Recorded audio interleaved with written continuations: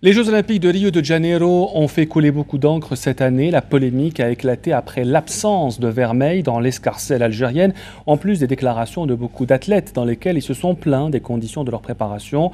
Petit retour en arrière pour résumer la situation et rappeler les faits avec Amel Bouazza. Et on revient tout de suite après sur le plateau pour en débattre avec notre invité. La moisson de l'Algérie à Rio a plutôt été faible avec uniquement 2 médailles d'argent obtenues par Toufiq Makhloufi aux 1500 mètres et 800 mètres. Une récolte loin des attentes du comité olympique algérien puisque le président du COA Mustapha Barraf avait affirmé lors d'une conférence de presse qui avait précédé le départ pour Rio que l'Algérie visait 4 médailles sans pour autant en préciser la couleur. Toujours en athlétisme, le décathlonien Al-Arbi Bourada a obtenu la 5e place et un record d'Afrique. Ce dernier, contacté par nos soins, avait affirmé que la préparation à ces Jeux Olympiques n'avait pas été suffisante. Si l'athlétisme s'en est plutôt bien sorti, ce n'est pas le cas pour nos boxeurs, ni encore moins nos judokas, qui n'ont pour la plupart pas pu passer le cap des quarts de finale, voire la phase des éliminatoires pour certains. En football, les U23, qui ont marqué leur retour au JO après 36 ans d'absence, ont essuyé 2 défaites face à l'Argentine et au Honduras et se sont contentés d'un match nul face au Portugal qui n'aura malheureusement pas été suffisant pour passer au second tour. En escrime, alors que tout le monde s'attendait à une surprise, le fleurettiste Hamid Sintas s'est vu éliminé d'entrée, idem pour l'autre fleurettiste Anissa Khalfaoui. En voile, en aviron, lutte et tir sportif, le scénario a été quasiment le même. Et c'est l'heure de retrouver l'invité du journal.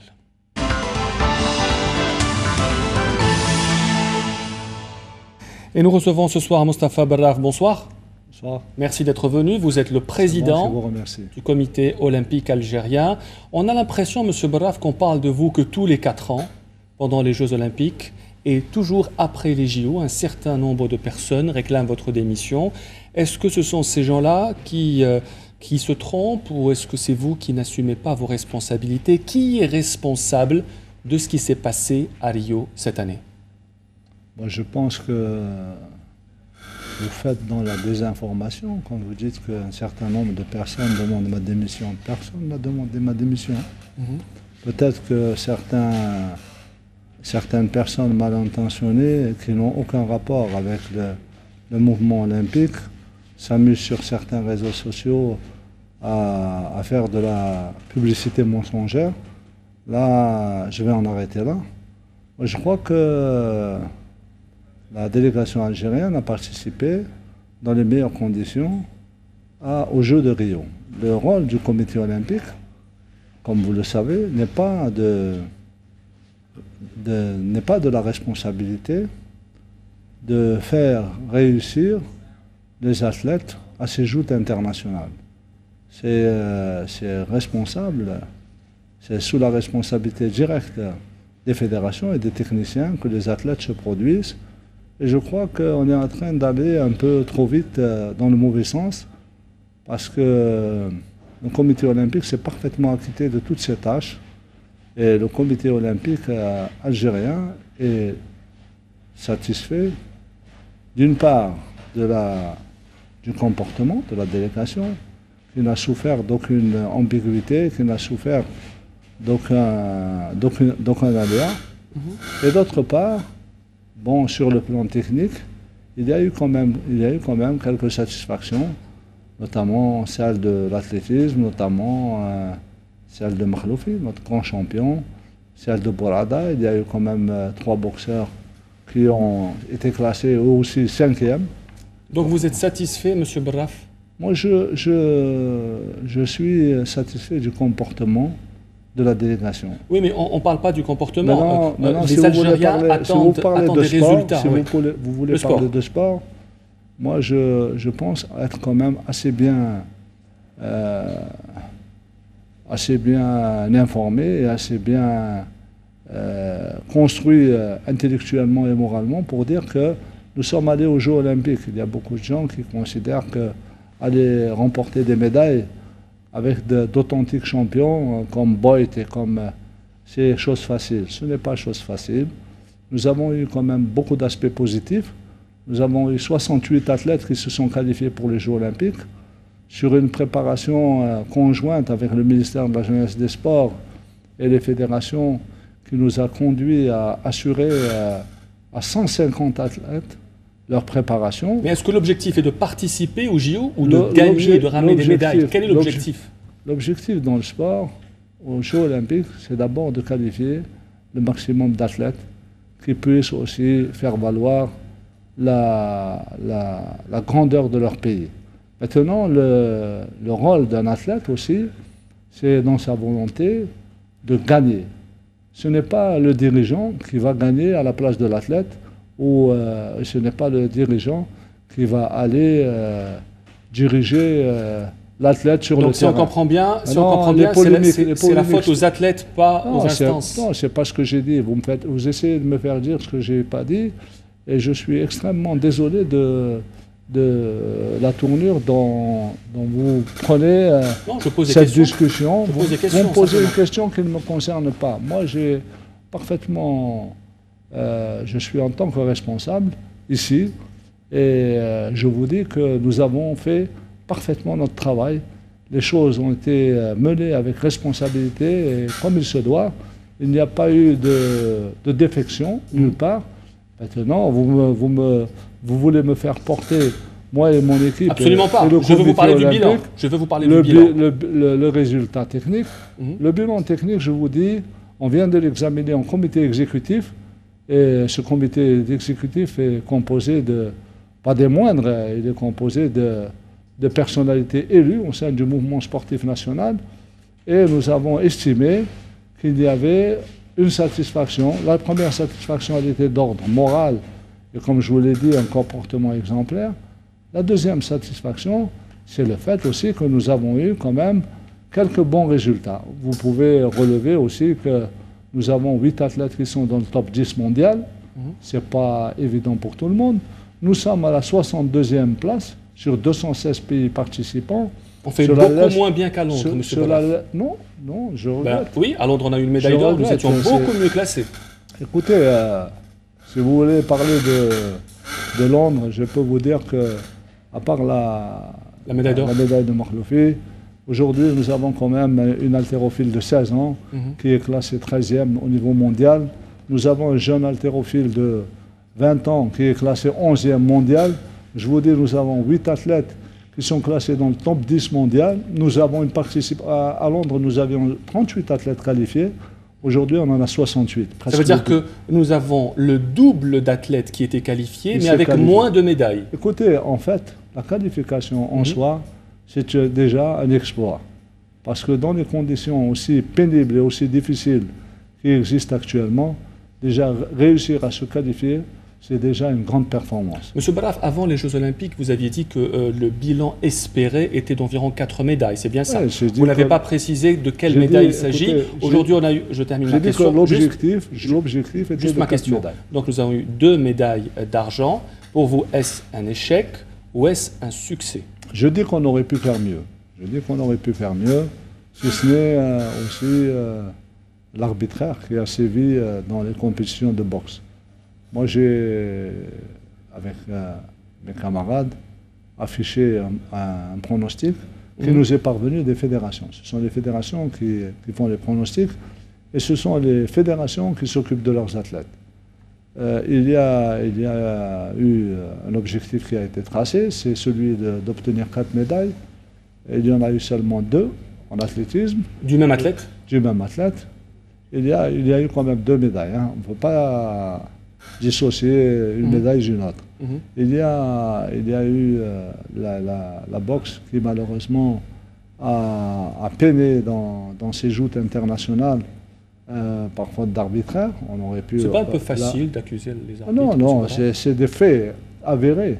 Il y a eu 11 arbitres internationaux qui ont été exclus des Jeux Olympiques. Après ces Jeux Olympiques? Après ces Jeux Olympiques. Pendant ces Jeux, pour avoir favorisé des Brésiliens notamment? Pour avoir fait preuve d'arbitraire. Et je pense qu'il est évident que tout ce qui est basé sur du faux est faux. Donc, on peut considérer que ce tournoi, je l'ai dit aux responsables de la boxe mondiale, ce tournoi ne doit pas être validé. Bon, mais les choses étant ce qu'elles sont, un résultat est toujours acquis sur le terrain. Donc, la compétition est toujours acquise à celui qui gagne sur le terrain. Il n'y a pas de possibilité de recours et donc ça c'est resté pantois. Et pour clore le débat sur le bilan. Vous n'avez pas répondu à ma question. Est-ce que c'est un échec ou un succès selon vous? Je vous ai dit que pour moi... Vous avez dit que vous étiez satisfait. Vous êtes en train de me faire dire si le verre est à moitié plein ou à moitié vide. Oui, et pour vous? Est-ce qu'il est à moitié plein ou à moitié vide? Pour moi, c'est une évolution positive. Je vous dis, avoir 8 athlètes dans le top 10 mondial, ce n'est pas donné à n'importe qui. Être classé 62e sur 216 pays, quand même, il y a 156 pays qui sont derrière vous. Et je crois qu'il faut aussi se dire que nous avons consacré un budget pendant 2 ans et demi de 2 800 000 $ à ces jeunes, à ces 150 athlètes qui se sont préparés pendant 2 ans et demi, le ministère et nous-mêmes. Vous voyez le verre je pense que vous devez être au fait qu'un athlète qui participe aux Jeux Olympiques, un grand athlète, c'est 2 millions de $ par an. Vous voyez, c'est tout le budget qui a été consacré aux 150 athlètes qui étaient en voie de se qualifier. Vous pouvez aussi considérer que 2,5 millions de $, c'est le salaire d'une semaine ou de 2 semaines de quelques footballeurs de renommée mondiale. Monsieur Barraf, vous avez cité le cas de Taoufik Makhloufi, donc double médaillé d'argent à ces Jeux Olympiques sur le 800 mètres et sur le 1500 mètres. Juste après la course, juste après la finale du 1500 mètres, Taoufik Makhloufi a tenu des propos extrêmement durs à l'égard des autorités sportives algériennes. Il avait notamment dit que seuls les Algériens avaient le droit de célébrer cette victoire et non les autorités. Comment vous réagissez? Parce que lorsqu'on parle d'autorité, le COA en fait clairement partie. Écoutez, je ne veux pas démarquer le COA des autorités sportives algériennes. Des autorités sportives algériennes. Ce que je veux dire, c'est que Makhloufi a passé 2 années très dures à se préparer pour réussir ce rendez-vous.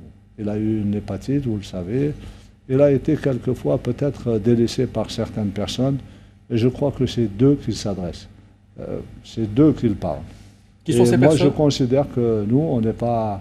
qui se sont visés ces mouches, on n'est pas concernés. Vous ne vous sentez pas visé par les attaques? Non, on ne se sent pas visé. Pour nous, Makhloufi s'est très très bien comporté.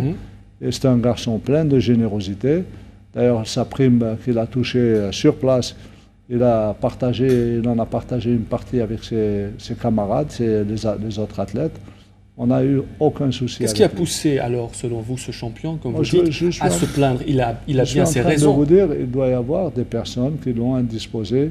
On attend de le recevoir à Alger pour voir quelles sont... Vous n'avez aucune explication pour le moment sur les propos que Taoufik Makhloufi a tenus? Je dis que c'est une réaction passionnée et je crois qu'il faut dépassionner les choses et voir, comme a dit M. le ministre de la Jeunesse et des Sports, les choses avec plus de sérénité.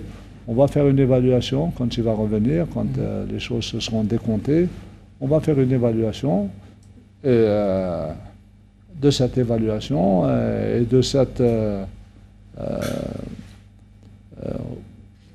on va observer tous les aspects de cette participation. L'Albi Bourada, qui a fait un parcours exceptionnel à Rio de Janeiro, puisqu'il est arrivé 5e, il a été incroyable sur le décathlon. L'Albi Bourada a tenu des propos presque similaires. Il a critiqué la préparation, il a dit que je m'étais préparé à la dernière minute. On a parlé tout à l'heure de cette fameuse photo dans la baignoire. Est-ce que c'est digne d'un champion comme l'Albi Bourada? Je pense que c'est un champion. Et au même titre que Makhloufi, ce sont des hommes libres qui doivent s'exprimer. Ils s'expriment et il faut écouter ce qu'ils ont à dire. Parce que s'il y a des erreurs, il faut les réparer. Maintenant, il est clair que Bourada a peut-être eu des problèmes au cours de sa préparation. Je vous dis honnêtement, nous avons beaucoup compté sur lui, nous avons beaucoup misé sur lui et il est sorti 5e. Je pense que c'est une bonne performance. Il a encore pas mal de choses à faire et je pense que d'ici, comme il vient de le dire, comme il vient de l'affirmer, l'année prochaine au championnat du monde, il fera une bonne performance. Ce qui est regrettable, comme l'a dit, une autre athlète de très haut niveau, Mademoiselle Mouras, c'est qu'il n'ait pas pu participer au championnat du monde précédent. Et ça, c'est pas un problème de moyens de préparation. C'est des décisions techniques qui l'ont empêché de se préparer ou d'avoir une étape intermédiaire qui lui permette de réussir le grand saut vers la médaille.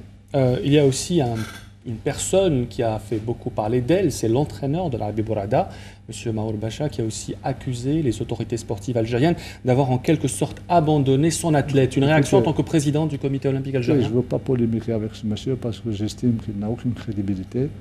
Et j'estime qu'il fait ça à chaque Jeux olympique depuis 1988. J'aimerais bien qu'il nous dise quel est l'athlète qui a remporté une médaille olympique avec lui, depuis qu'il est entraîneur. C'est tout. Apparemment, l'Arabie Bourada lui fait confiance à cet entraîneur. Ah ben c'est très bien. J'espère qu'il va avoir une médaille avec lui. C'est tout le mal qu'on lui souhaite. C'est un Algérien. On est Bourada, on est fiers de Bourada. On est fiers des 3 boxeurs qui sont arrivés à la 5e place et qui ont eu beaucoup de difficultés, qui se sont fait parfois même massacrer à coups de tête, etc., sans que les arbitres n'interviennent. Moi, je pense qu'il faut rester serein, il faut rester calme. Nous sommes tous des Algériens, nous sommes tous connus, chacun pour sa probité et chacun pour son comportement. Le comité olympique est une instance morale, la plus haute instance morale du sport algérien. Et le ministère de la Jeunesse et des Sports est à l'écoute. C'est une bien grande chance d'avoir un ministre qui est à l'écoute.